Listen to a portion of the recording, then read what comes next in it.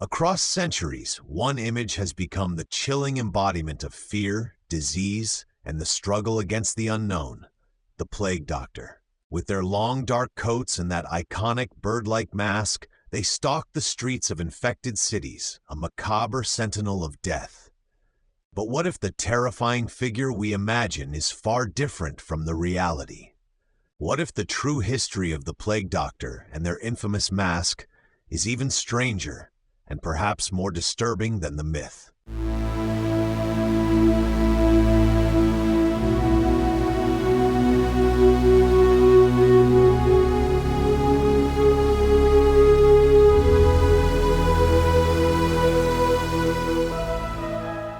To understand the plague doctor, we must first understand the world they inhabited. From the Black Death of the 14th century to later outbreaks in the 17th and 18th centuries, Europe was repeatedly ravaged by epidemics. These weren't just illnesses, they were societal destroyers, wiping out entire populations, shattering economies, and pushing humanity to its breaking point.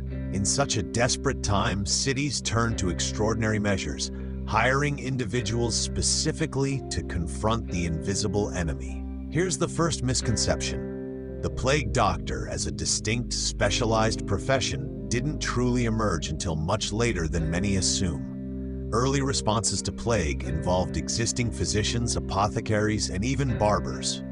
The official plague doctor, or medicus pestis, was typically a municipal employee. Cities would hire them, often from outside the local medical guild, specifically to treat the poor who couldn't afford private doctors. Their primary duty wasn't just healing, it was also public health, documenting deaths, performing autopsies, and sometimes even witnessing wills of the dying. They were, in essence, public servants in a time of crisis. Now let's talk about that mask, the iconic costume we associate with the plague doctor. The full-length leather or waxed canvas coat, the gloves, and most importantly, the bird-like mask, was primarily conceptualized in the 17th century. The credit largely goes to Charles de Lorme, a chief physician to several French kings. In 1619, he detailed an ensemble designed for protection. The full suit was intended to create a physical barrier. The heavy coat, sometimes waxed, aimed to prevent contact with bodily fluids. The stick was used to examine patients without direct touch. But the mask was the true marvel of misguided ingenuity. This wasn't just a terrifying fashion statement. This was cutting-edge 17th century public health. At the time, the prevailing theory for disease transmission was Miasma Theory. It was believed that illnesses, like the plague, were caused by bad air or noxious fumes emanating from decaying matter. The long beak of the mask was therefore stuffed with aromatic items, dried flowers like roses and carnations, herbs like mint and myrrh, camphor, and even sponges soaked in vinegar. The idea was that these strong, pleasant smells would purify the air before it reached the doctor's nostrils, preventing the bad air, the miasma, from entering their body and infecting them. The glass eye holes were simply for vision, though often fogged up and obstructed. Did it work?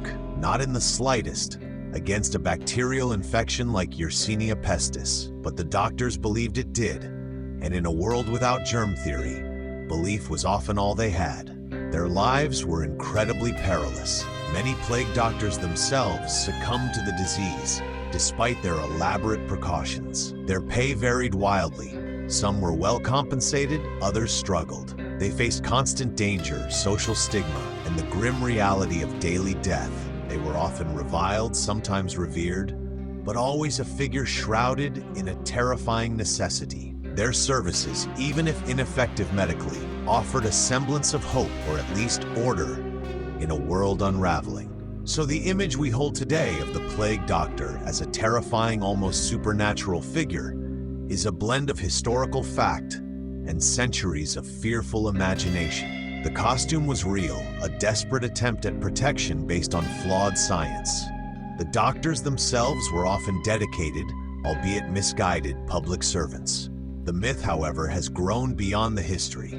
The plague doctor has become a symbol not just of disease, but of the human struggle against forces beyond our control, a reminder of a time when the unknown held a far greater, more visceral terror. In their long coats and with their bird-like gaze, the plague doctors were more than just physicians. They were a reflection of humanity's darkest fears and its enduring, desperate hope for survival. Their mask, filled with fragrant herbs, was a futile shield against an unseen enemy, but it became an unforgettable icon, forever etched into the forgotten lore of our past.